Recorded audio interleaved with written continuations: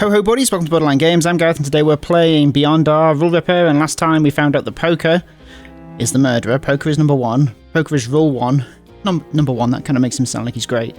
He's not great. And we're finding out some more stuff about vodka. So let's find out some stuff about vodka. Since you asked, I'll tell you a bit about myself. My life wasn't bad, but it wasn't good either. It was just a life like any other. My story began in quite the unusual manner, I'd say. One of the few things that distinguishes me from most people. The one exception, though nothing special. The first memory I can recall is of me laying on a bed, staring at an unknown ceiling, dead still. Barely breathing. Mind blank. Unaware of my own existence, as if I'd been born in that instant. Truth is, I was about 4 or 5 years old. I remained in that state till I heard a voice. One I didn't recognise, calling out to me. Can't recall what it said, unfortunately. Several people showed up to help me get up from the bed, trying to explain the situation. It was quite the tough ordeal. Yes. All the more considering my age. Am I going too slowly? Maybe so. To go straight to the point, I'd been in a coma for some time, following an incident. Oh, a car crash? No. My parents were dead. I was the only survivor, but still had serious injuries. And that place, of course, a hospital. Don't give me that face. Makes me feel like I'm speaking crazy. It wasn't so bad. I can't be too saddened by the death of 2 people I can't remember. In addition, I didn't feel any pain, though I could tell my body wasn't quite right. Not too different from now. Honestly, I should consider myself lucky. It's not as bad as it could have been. Not long after that, I was able to move about. I was led to my new home. A nearby orphanage. Oh, okay. Again with that face? Is it worth such a shock? Oh, and about that incident, apparently our house fell apart with us inside. An earthquake. Perhaps I survived thanks to being small. Less body that could get crushed, you see. I can show you the scars if you're curious. They're still slightly visible. Some of them anyways. No? Good choice. They're not very nice to the eye. And it's probably not the best time to take off my clothes in the first place. In any case, the orphanage wasn't too bad for the time, in my opinion. There were quite a bunch of us, so I had plenty of company, although I didn't manage to keep any friends, as we all went our separate ways once we grew up. I did wonder for years about my family, however. And while I do have some curiosity, I don't mean my parents, but my extended family. Nobody ever came to take me in. Perhaps they were all dead or the news didn't reach them. Communication back then wasn't what it is nowadays. Less gizmos. Huh? Something wrong?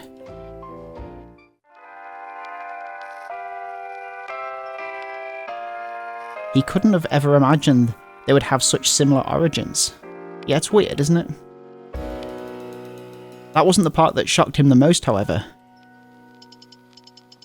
Actually, I also grew up in an orphanage. Oh, really? What a coincidence. But I don't think I've ever wondered about my family. I accepted it as my new home and never questioned it. I don't know any relatives, or at least I don't remember them. Huh. In that case, if so many years have gone by, I'm afraid that they either don't exist, or they don't care about you. Oh, nice one, vodka. I guess so. It might be a blessing in disguise. Trust me. Huh? Why? More story. Once I got my independence, I started looking and found out they lived in another country. I thought that explained everything and went to them. I left everything behind. It wasn't easy. Not at all. But a few years later, I could finally travel to my nearest family. Unfortunately, well, things didn't go over as expected. I was rejected once again. They didn't want anything to do with me. To tell the truth, that one still hurts deeply. Nevertheless, I had to keep going, start my own family, you know? I stayed in that country, though away from them, and did all I could to survive for a few years. As soon as I got enough money saved up, I set up a small shop. An ordinary business that simply sold food and whatever else I could find. I also managed to find a wife and well... What's happening? Vodka! Suddenly he gripped his chest harshly. His body was shaking. Bill did feel something off with the old man as soon as he found him there, but had decided to not bring it up. It looked like... the irony. What happened? Good question. Perhaps the poison finally broke this old junk of a body. Who knows? I'll go find help. No, stay put. But there's no doctors here. What could you possibly do? If this is to be my pathetic end, I want to have someone beside me. Let me finish my story. He's dying. I only had one child, an ordinary son, that once grew up rushed away from the nest. He realized there was no future for him there, because while the shop endured for decades, it never had much success. It never became anything. It just stayed alive. Just like me. Since then, we've barely stayed in contact. There's no hate between us, at least, I think there isn't. I was never a priority to him, that's for sure. Can't blame him. Who would want to listen to an old fool complaining all day? Someone that lived an easeful life, yet isn't satisfied. I was never poor, never rich, never suffered any tragedy after my childhood, yet was never especially happy. I stayed alive, but never evolved. I managed to make a family like any other. Lived a normal life, and now I wonder... why? What was the point of everything? I wanted a dream, a goal, but I lost it along the way. Or maybe I never had one in the first place. My rusty brain can no longer remember.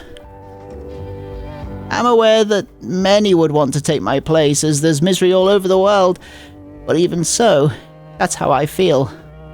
As the years went by, I knew less and less about him.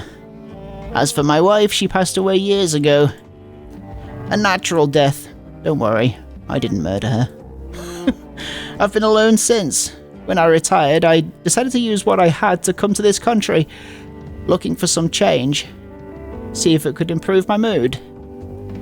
As you can imagine, ending up here didn't help in the slightest. And now he's dead. Vodka. Tell me the rest of your story. Not so loud. You'll make me go deaf. You need help. I have to. Stop being so...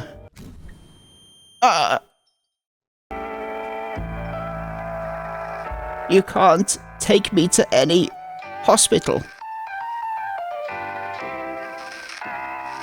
You've done more than enough by listening to me. Thank you. No. I swore I would save you, save everyone, and... Forget about that. You've done for me more than my own son has in decades. In exchange, I don't have much to offer except for one thing. You shouldn't be talking, just... Shutting up will only prolong this agony for a few trifling seconds. Listen, don't make the same mistake as me. Get out of here. Live a life you won't ever regret. That's the only wisdom I can give you.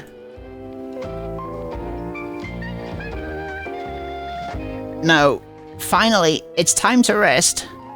About time. For once, I'll be honest. Believe me when I say that on this day, you've fulfilled the dream of this old fool. Thank you. Dream. There was no reply. You're going to kill all of the comedic characters. Toriv.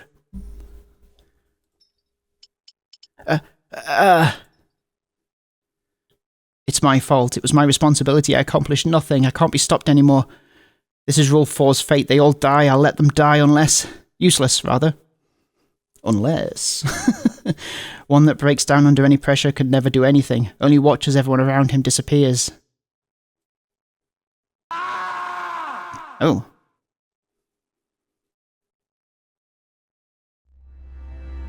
I have to say goodbye. Where are you going? It's still early. Who's talking? No, it's not that kind of goodbye. It's time for me to graduate. Graduate? Graduate? What? I won't be here anymore. Sorry. But you'll come back to visit me, right? I'd like to, but I'll be living very far away, I don't think. Don't cry. Everything will be alright. Sometimes it'll be tough, but nothing lasts forever. Is this my older brother? Quote unquote. And that's why the good times also have to end. From when I was at the... I don't know what's going on. But we'll meet again someday. Or is this something from Vodka's past, or no? Remember, you are stronger than you think. Was Vodka my older brother? I'm not as strong as you. I'll be alone again, and nobody will defend me anymore. You need to make friends, real friends, not those brats that never learn. No one wants to be my friend, no one. I'm confident that one day someone will appear. I can't. Nobody cares about me, nobody but you. Yeah, this is clearly my memory, right? If I can care, more people can. Take me with you, please. I wish I could, but it's not so simple. Sorry. I'm really sorry. But I promise you that I promise might be too irresponsible, but I can assure you one thing. Even if you don't believe me when what I said is the truth, you are better than you think.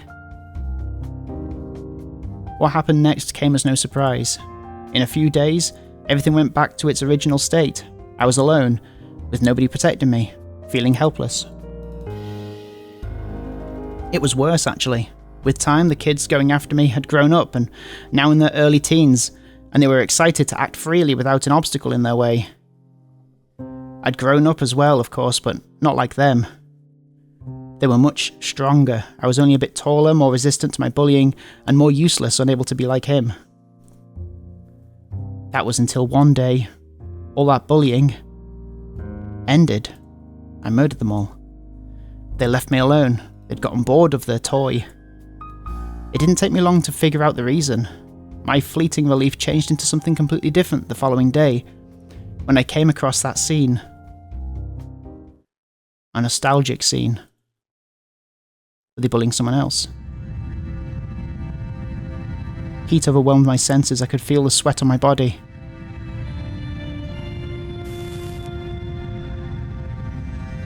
The sun was witness to the scene, but it wasn't the only one responsible for that state.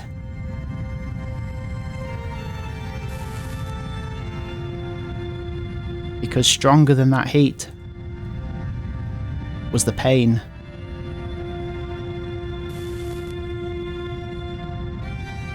It didn't seem to have an end. I couldn't even remember its origin anymore.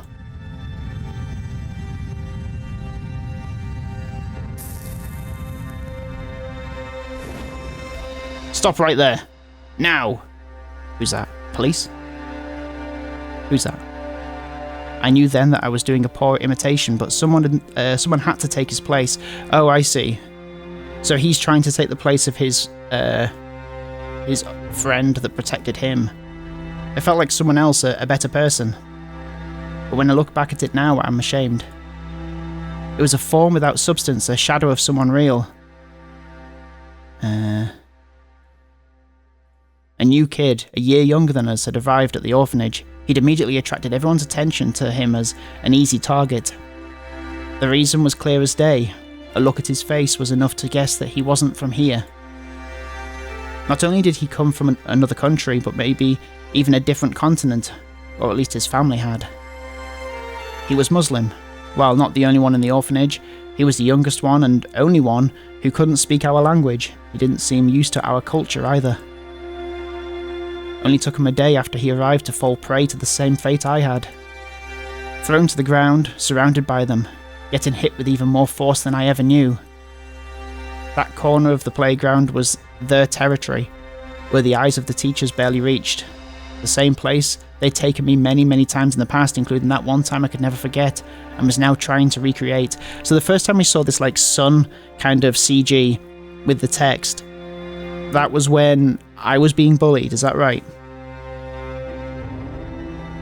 As soon as I cried out those words, they immediately turned around and asked what I was doing there. That made me freeze. I had no answer. I honestly wasn't sure myself. Why did I go there, the place I hated the most? Their lair. Perhaps I was suffering from something similar to Stockholm Syndrome. Confused by the sudden disappearance of my bullies, I ended up looking for them. Or maybe deep down I realised that their absence meant that they'd found a new target. I'd heard the rumours about a new kid coming in, though I didn't know anything about him. I don't remember what I was thinking that day. They asked again, but I still had no answer to give them. My mind was completely blank, incapable of reacting whatsoever. And so the results were obvious. When I came upon that scene, an urge to repeat that day came over me, but this time taken over his role. Yet the scene that did repeat was a different one much more common. After taking their beating for a bit, they finally got tired and left. I could barely move, much less stand up. Then I heard steps approaching me, followed by words I could not accept. Thanks. One of the few words in my language that kid had learned. He was looking at me with teary eyes and a smile that clearly showed that honesty put into that word. Oh, I see. Let me read that again. He was looking at me with teary eyes and a smile that clearly showed the honesty put into that word. Sure, I couldn't deny that I had saved him, but that hadn't been the rescue I wished for. It was pathetic, completely different from the one I'd gotten years back.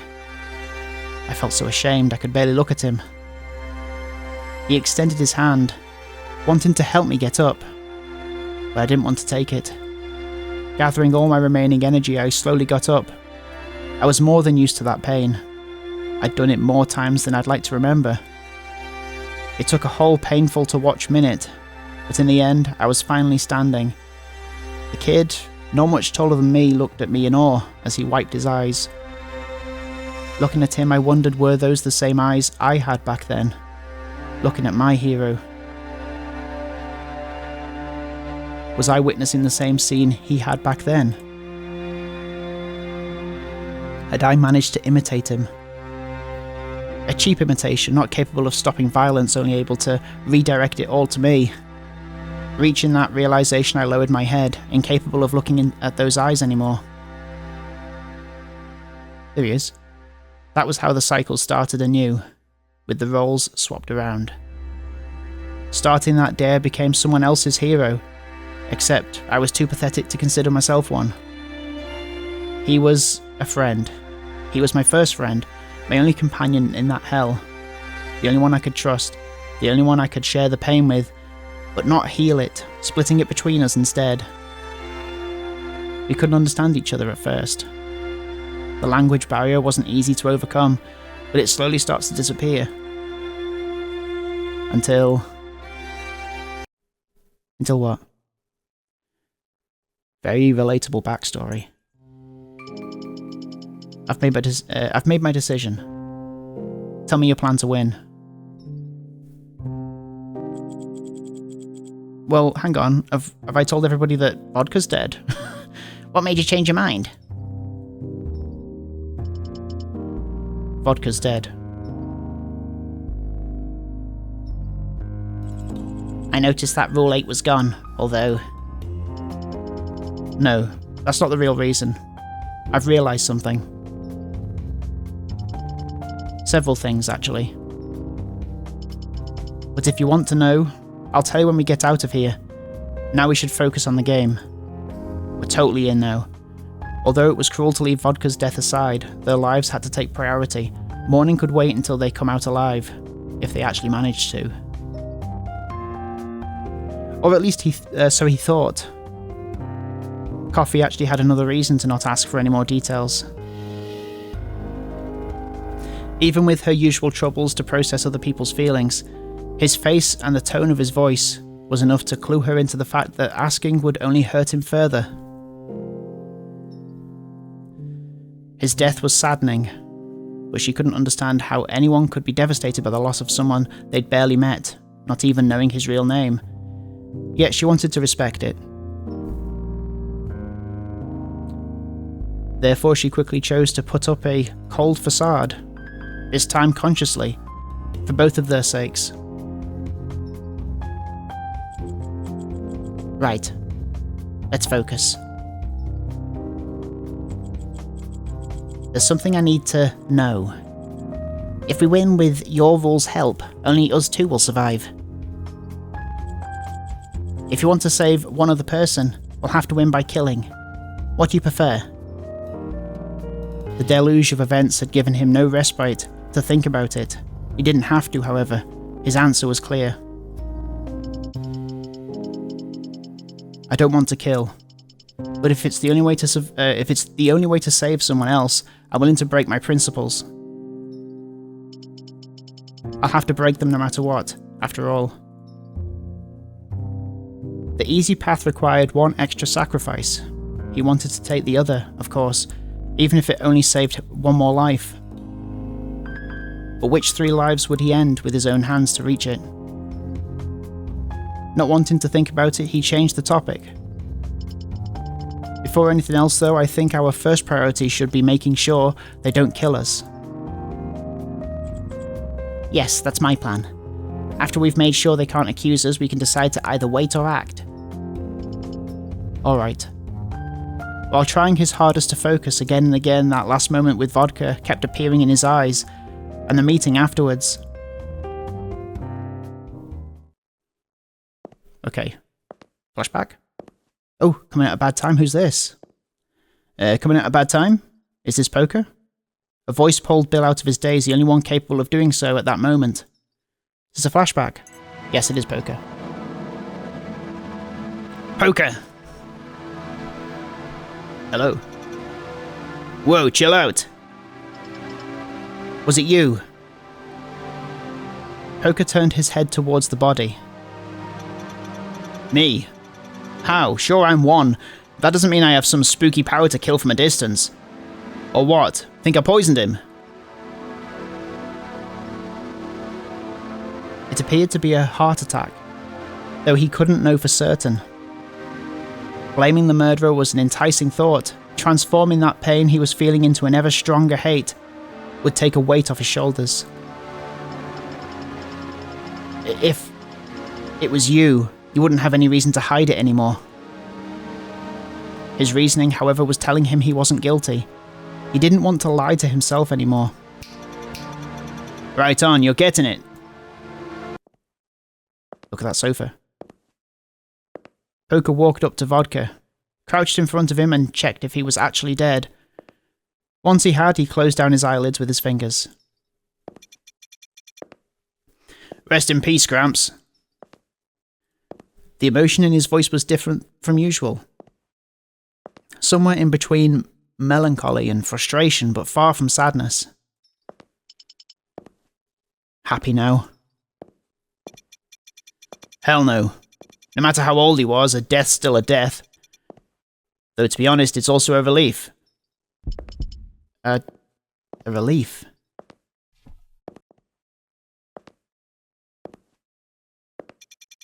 A death I didn't have to cause. And also a less painful one. What makes you think that? You weren't here when it happened. You've no right to. A good look at his face is all you need. Despite it all, he went off with a smile. Ah. What?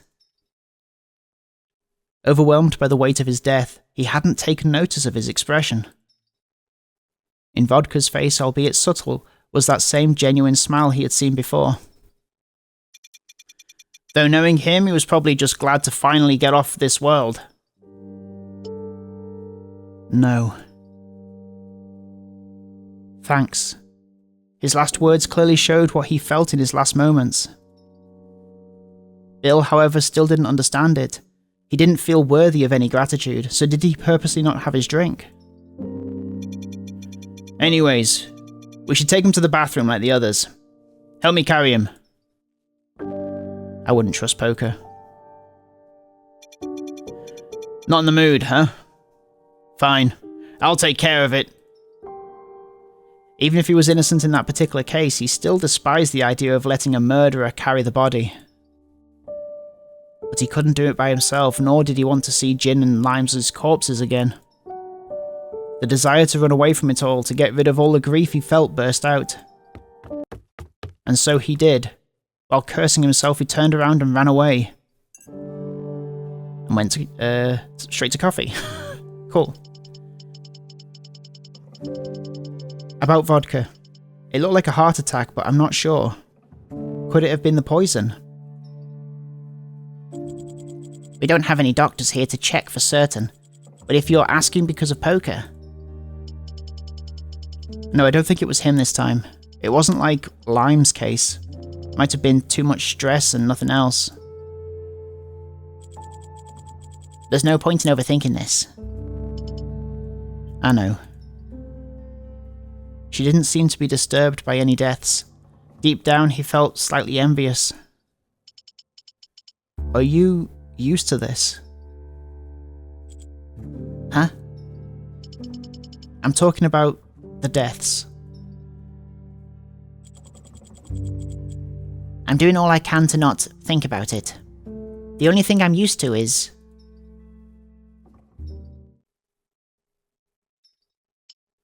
Is what? What is it, Coffee?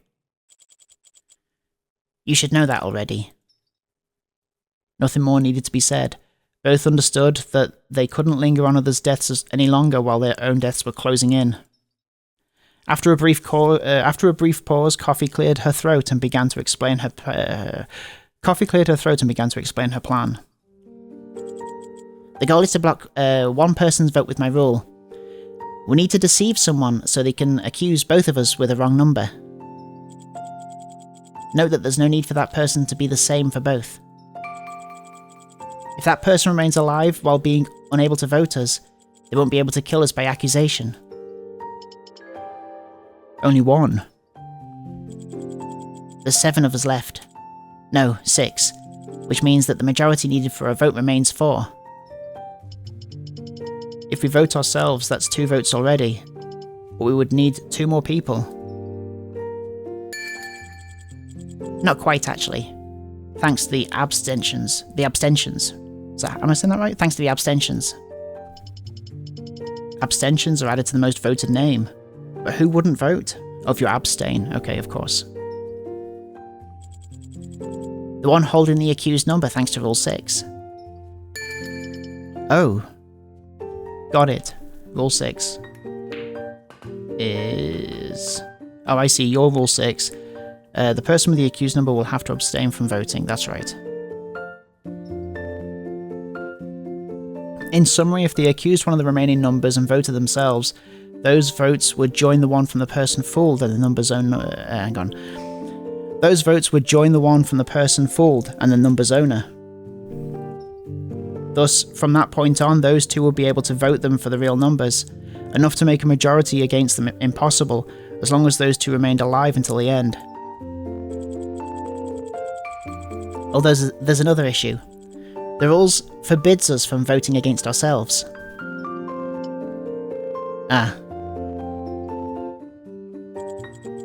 But we only need to abstain as well.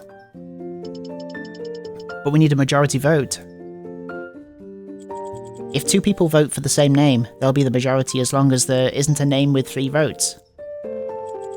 As for a tie, the name voted by the two who initiated the accusal wins, and that be us. Okay, the one that voted by the name voted by the one who initiated the accusal wins. Okay. Odds don't seem in our favour. Nothing will be 100% certain. Sure, but they could work out our plan after one wrong accusal, and then the second one would fail. That's the biggest risk. We should start with the rule more worth protecting. Which one? If I die, you won't be able to win by waiting anymore. On the other hand, if you die, my protection would be gone. That wouldn't matter if I can't protect myself, though. Both are essential. I know. And I don't know who we could deceive. I was thinking vodka, but now... Piano? Well, he is the youngest one here, but I'm not sure he'll want to help us. You think it'd be easier with the others? No, not really. That was without even considering the big, immediate threat that was poker. He could kill them without a vote. By the way, about vodka, there's no Rule 8 anymore, so we can message people. Oh, he was 5. He was 5. Huh? Rule 8 was darts. After you left, I noticed that Rule 5 was gone. Vodka must have changed his number from 5 to 8 when darts died. Huh? I wonder why he chose to keep that rule over the others. Did he intend to link with 2 and leave? That's possible. I hadn't really thought about it. But that doesn't matter now. Now we can send texts, so maybe we could just get some use out of them. They could finally contact Rule 2 directly. Sending a message didn't guarantee a response anymore, so he didn't want to get too hopeful, but... When he seemingly had made a choice at last, giving up on his original goal to escape, that last hope appeared to push him in the opposite direction. He didn't want to admit it, but while he had accepted Coffee's alliance, he wanted to at least try talking with 2 once. And I guess we're going to find out who 2 is, and if we're going to be able to talk to them. Next one, Borderline Games. Thank you so much for watching this episode of Beyond Our Rule Ripper, and I'll see you next time. Have a good evening. Take care. Bye-bye.